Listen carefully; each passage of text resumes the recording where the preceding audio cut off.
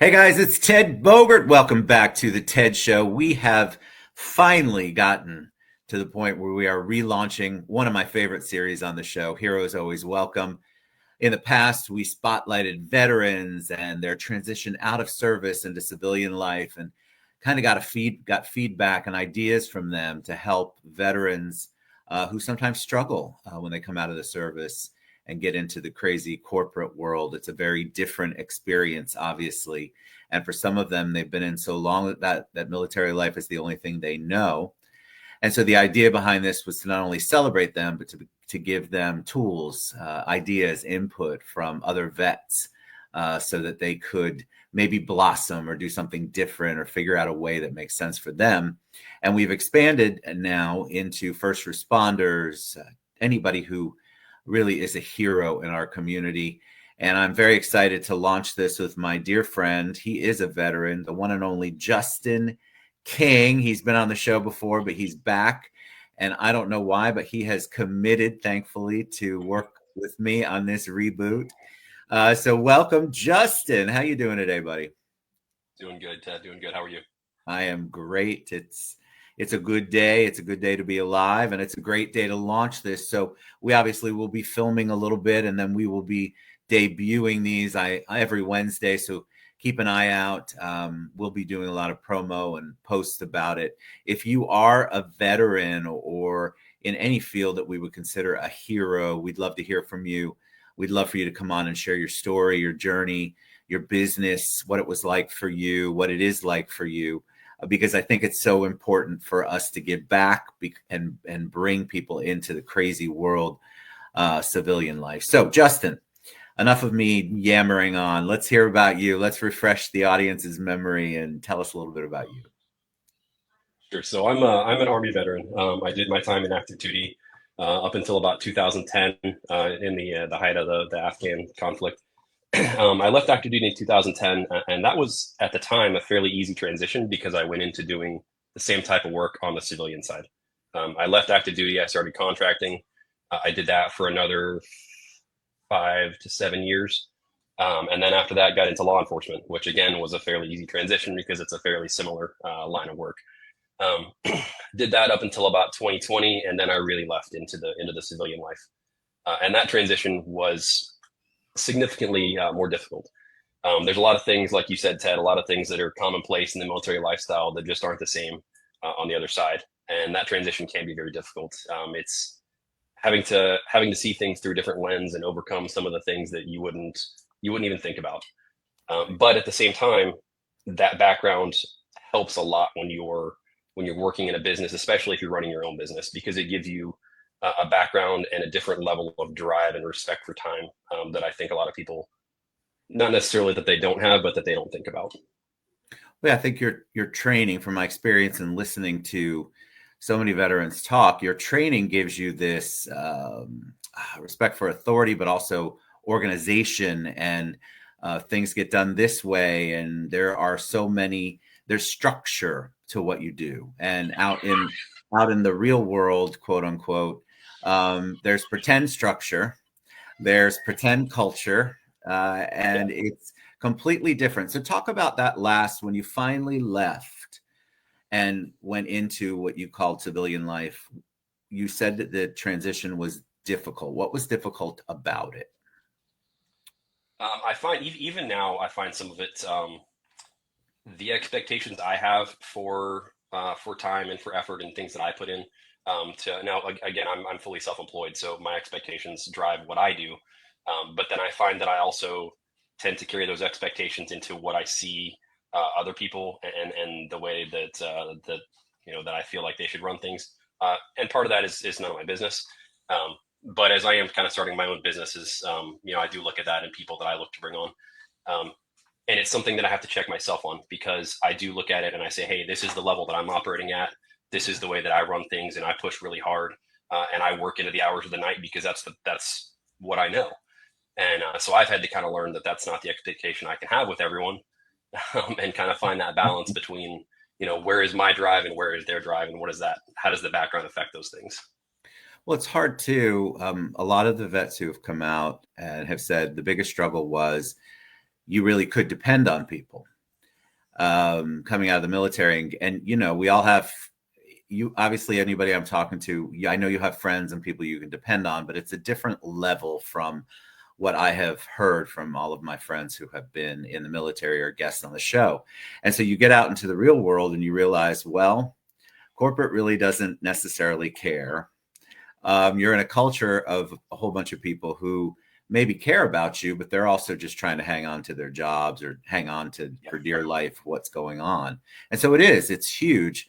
I had a guest on who shared that they went through several different corporate jobs, big time corporate jobs, where they got great money from their experience, and they were miserable within a month. They just thought, this is not for me. And then eventually, which is what you did, you go out and you become your own boss. So talk a little bit about that. Talk about the why and how that was. Was that also a difficult transition, or was it just super easy since you were the driving force, other than the stuff you shared before? Yeah, it's definitely been a process. Easy is not what I would call it at all. I think that kind of goes hand in hand with getting out on your own in any sense. And I did several of those corporate jobs, like you said, and I can echo that sentiment as well. And I think part of that comes from, especially when I was in the military, and you know, during the time when we did have several conflicts going on, you made your friends through hardship. I mean, I spent 4 years overseas, and some of the friends that I made during that time, I mean, the people that you sleep in the same place, you eat in the same place, you spend all day together for months, if not years at a time, and those bonds are, you know, immeasurably different than anything else you can build being back home. And so that is really hard to replicate, and really hard to find in a corporate lifestyle back in the States. Yeah. But as far as starting a business goes, yeah, I found a lot of the same things. I wasn't super happy with the corporate life that I had. Um, it was a paycheck. It was a means to an end, but it was never something that I thought was going to be fulfilling to me. Right. So the idea to kind of step out and do my own thing started a couple of years ago, and became fully fleshed out about 6 months ago. I became fully self-employed. So it's the hardest thing I've ever done, but the best thing I've ever done. So why real estate? Why to that? Because there's lots of things that you can do, businesses you can open, be independent contractor. Why real estate? I've had an interest in real estate for a very long time. Actually, when I was in training for the military, uh, very early on in the early 2000s, um, I had an instructor who was a real estate investor, and he started handing me books, you know, in our free time in training. And he said, "Hey, you should look into this with some of your free time and some of your, you know, your income." And you know, being that I was a junior enlisted soldier in the Army, I had neither free time nor free income. um, so that wasn't really a possibility at the time, but it kind of sparked an interest. And over the next, you know, 20 years or so, I've had a couple of investment properties that I've owned. I've been involved in a few different real estate transactions.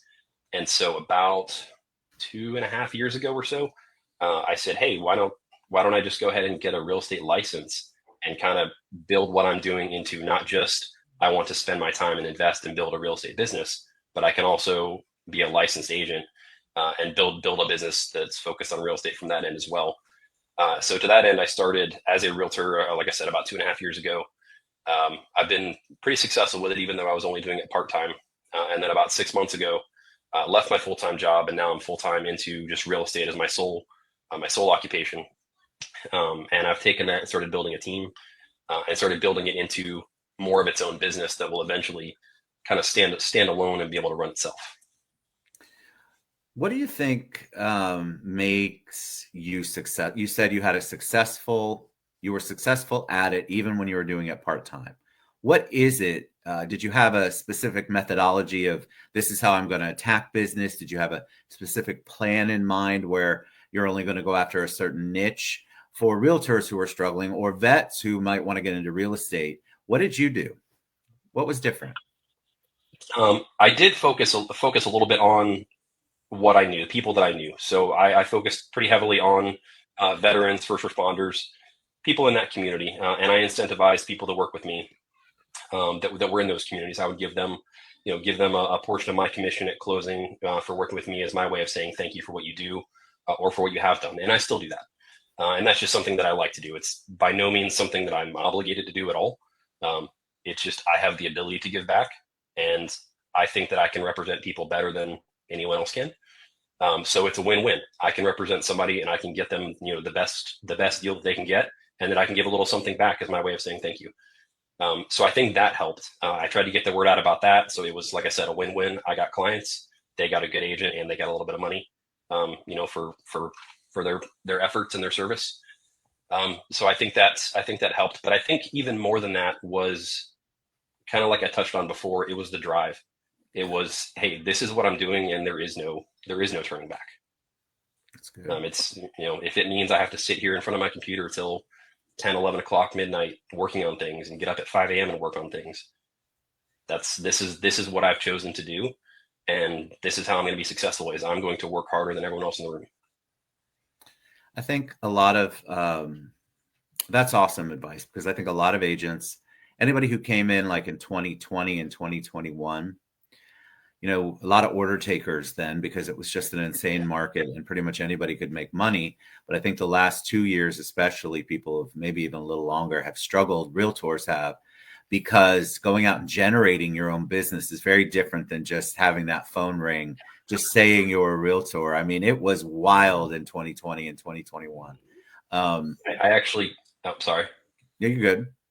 I was going to say, I actually consider myself lucky that I didn't get licensed until after that time, because I didn't experience that, which I know a lot of people made a lot of money then. And that's, I'm happy for them for doing that. But I've met a lot of agents who got licensed during that time who don't know how to do the job. I mean, anyone can do the paperwork, anyone can sell the house. It's the negotiations, it's the farming for leads, it's the nurturing leads, it's things like that that kind of make up the marketing side of the business, and the not the paperwork, but the administrative, like I said, negotiations, those kind of things, that are a lot harder part of the business, that are a lot harder skills to learn. I think my background's helped me out a lot with that, being in a lot of high pressure situations, and being in positions that are very stressful. Those things don't really bother me. They're not a problem. I can have a conversation. I can reach out to somebody. I can de-escalate a situation, and those things just come naturally to me. I think one of the advantages, many advantages, I think that vets have as far as transitioning to real estate is your solutions people.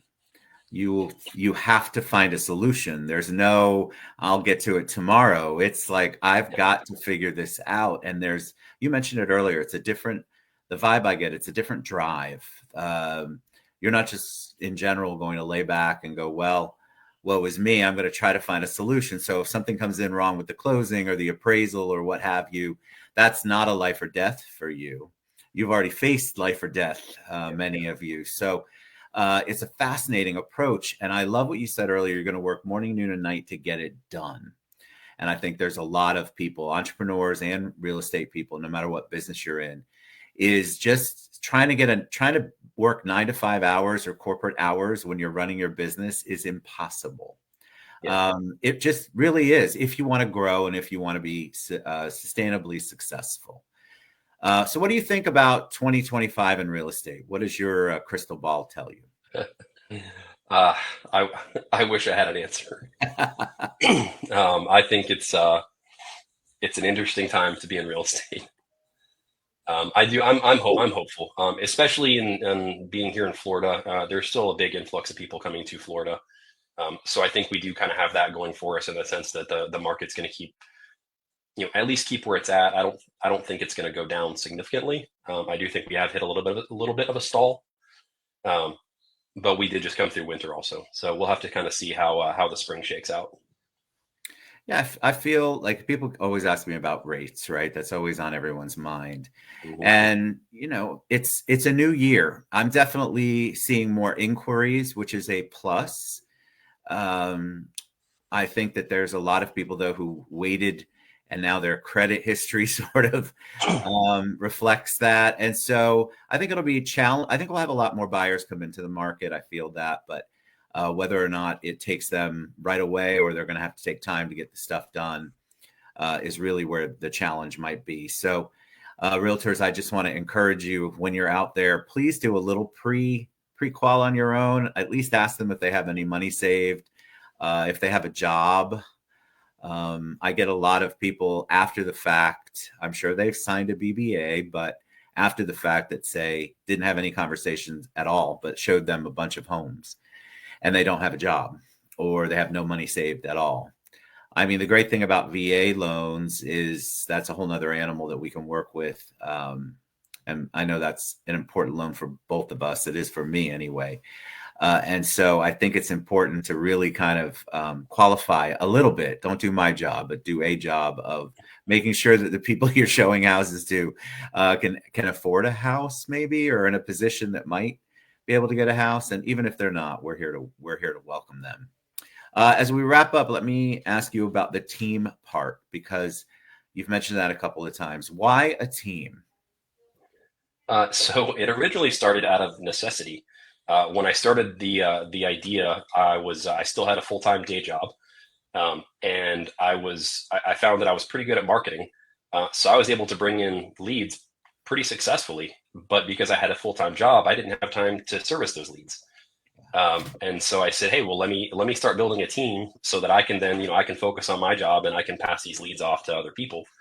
Well, then I made the decision to go full-time in real estate. So now I have more time. I do have the time to handle those leads, but I had already kind of built the framework and I like the idea. My ability to generate the leads essentially is scalable. So I said, hey, let's just kind of build this as a business and see where it takes us. I love it. All right. Any words of wisdom before we head out for either realtors or entrepreneurs? Something, sage advice that you either got or that you have learned that you want to share with the audience? Yeah, if you are considering getting out on your own and doing your own thing, there will never be a day that you feel like you're ready. So don't be afraid. Take the step and get out there. I love that. Amen to that. Listen, same thing we talked about when we had kids. We're never really going to be ready. You're never ready. Right. Same thing with a job. Yeah. Listen, y'all, if you're waiting for it or people are telling you all the naysay stuff, but you know in your heart that this is the time, you should take that leap. I agree with Justin. Justin, always a joy to have you on, and I'm excited to spend more time with you every week. You all, if you have a veteran, a first responder, some hero that you'd like to spotlight them and they can share their journey. I think sharing their journey is so cathartic and so helpful for people, not just veterans, but people in general. Every time I do this show, people reach out to me and go, I really felt like I was alone. And the whole point of this is to give you some sort of motivation or inspiration and some tangible ideas on what you can do to transition out of whatever you're in to something bigger and better, hopefully. So Justin, you're a joy. Thank you, my friend, so much. You can reach Justin at that website that is scrolling across the bottom and of course I've tagged him in the show. We'll be back next week, you all. Remember, we're looking for heroes. Please send them to us. We'd love to spotlight them. See you guys later. Bye-bye.